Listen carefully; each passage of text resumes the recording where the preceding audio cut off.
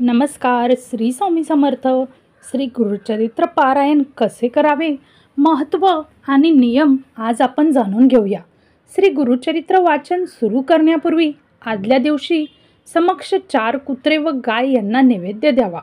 4 कुत्रे म्हणजे 4 वेद होय व 1 गाय म्हणजे दत्तात्रयांची कामधेनू असल्याने हा नियम पाळावा असे सांगितले जाते. पारायणापूर्वी फुले, विशेषतः देशी गुलाबाची, हार, तुळशी, सुगंधी उदबत्ती, धूप, कलश, विड्याची पाने, नैवेद्यासाठी पेढे किंवा अन्य काही, अष्टगंध, चंदन, अत्तर, रांगोळी, 2 आसने, 1 चौरंग, चौरंगावर पिवळे किंवा भगवे कापड, चौरंगाभोवती व गुरु दत्तात्रयांचे आसनाभोवती रांगोळी काढावी. चौरंगास आंब्याचे तोरण बांधावे. प्रमुख दरवाजात तोरण बांधावे. चौरंगाजवळ डाव्या बाजूस समई लावावी. वाचन चालू असेपर्यंत समई लागलेली असावी व अगरबत्ती पेटती ठेवावी. पारायणास बसण्यापूर्वी गावातील दत्त मंदिरात अथवा जवळच्या श्री स्वामी समर्थ केंद्रात जाऊन विडा, सुपारी व नारळ ठेवून सदर पारायणास उपस्थित राहण्यासाठी देवास प्रार्थना करावी. घरातील वडील मंडळीस नमस्कार करून पारायणासाठी आसन ग्रहण करावे. प्रथम अथर्वशीर्ष वाचावे. 1 माळ गायत्री जप, 1 माळ स्वामी समर्थ जप अथवा दत्त मंत्र जप म्हणावा. श्री गुरुचरित्र सप्ताह करताना प्रारंभ शक्यतो शनिवारी व सांगता शक्यतो शुक्रवारी करावी. कारण शुक्रवार हा श्री नृसिंह सरस्वती महाराजांचा निजानंद गमनाचा दिवस आहे. श्री गुरुचरित्र वाचण्यापूर्वी आदल्या दिवशी 1 गाय व 4 कुत्रे यांना गव्हाच्या पोळीचा नैवेद्य खाऊ घालावा. श्री गुरुचरित्राचे वाचन पूर्व किंवा उत्तर दिशेला तोंड करून करावे. वाचण्यापूर्वी रोज श्री दत्त महाराजांच्या फोटोची व पोथीची पूजा करून 1 माळ गायत्री मंत्र, 1 माळ श्री स्वामी समर्थ या मंत्राचा जप करावा व श्री गणपती अथर्वशीर्ष वाचून पोथी वाचण्यास सुरुवात करावी. श्री गुरुचरित्राचे वाचन पहाटे 3 ते सायंकाळी 4 या दरम्यान करावे. दुपारी 12 ते 12:30 वेळ ही श्री दत्त महाराजांच्या भिक्षेची असल्याने त्यावेळेस पारायण वाचन बंद ठेवावे. श्री गुरुचरित्र वाचनाच्या कालावधीत दुसऱ्यांच्या घरचे अन्न घेऊ नये. आपली आई, पत्नी व बहीण यांच्या हाताचे अन्न खाण्यास हरकत नाही. उपवास करू नये. दोन्ही वेळेस म्हणजे सकाळ आणि संध्याकाळ 1 धान्य फराळ करावा. काही समस्या असल्यास स्वखर्चाने बाहेर खाण्यास हरकत नाही. श्री गुरुचरित्र वाचनाच्या कालावधीत पुरुषांनी दाढी वाढवू नये. स्वतःच्या हाताने दाढी करावी.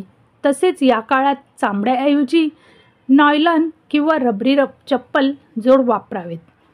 श्री गुरुचरित्र वाचनाच्या कालावधीत ब्रह्मचर्य पाळावे. श्री गुरुचरित्र वाचनाच्या कालावधीत सूतक असणाऱ्यांच्या घरी किंवा अंत्यविधीस जाऊ नये. स्वतःच्या कुटुंबात जर सूतक आले तर अशा वेळेस श्री गुरुचरित्र पारायण दुसऱ्यांकडून पूर्ण करावे. अर्धवट सोडू नये. वेळोवेळी गोमूत्र शिंपडावे. सप्ताह कालावधीत रोज सकाळी व संध्याकाळी श्री गुरुचरित्राच्या पोथीस नैवेद्य दाखवून आरती करावी. रोज रात्री झोपण्यापूर्वी श्री विष्णू सहस्रनाम वाचावे. पहिला दिवस अध्याय 1 ते 9 वाचावे. दुसरा दिवस अध्याय 10 ते 21 वाचावे. तिसऱ्या दिवशी अध्याय 22 ते 29 वाचावे. चौथ्या दिवशी अध्याय 30 ते 35 वाचावेत आणि पाचव्या दिवशी अध्याय 36 ते 38 वाचावे. 6व्या दिवशी अध्याय 39 ते 43 पर्यंत वाचावे. 7व्या दिवशी अध्याय 44 ते 53 वाचावे. श्री गुरुचरित्र सप्ताह हा 7 दिवसाचे एक पारायण या पद्धतीने करावयाचा असतो. परंतु 21 दिवसात 3 पारायण, 49 दिवसात 7 पारायण करावयाच्या देखील पद्धती आहेत. 7 दिवसाच्या सप्ताहाची 8व्या दिवशी सांगता करावी. सांगतेच्या दिवशी सकाळी 10:30 वाजता श्री दत्त महाराज, श्री कुलदेवता, श्री स्वामी समर्थ महाराज व 1 श्री गुरुचरित्र ग्रंथ करिता नैवेद्य मांडावा. ग्रंथाचा नैवेद्य गायीला खाऊ घालावा किंवा स्वतः घ्यावा. व मगच आपण भोजन करावे. श्री गुरुचरित्र वाचनाच्या कालावधीमध्ये सुद्धा आपल्या नित्यसेवेत खंड पडू देऊ नये. शक्यतोवर जमिनीवर झोपावे, पलंगावर झोपू नये.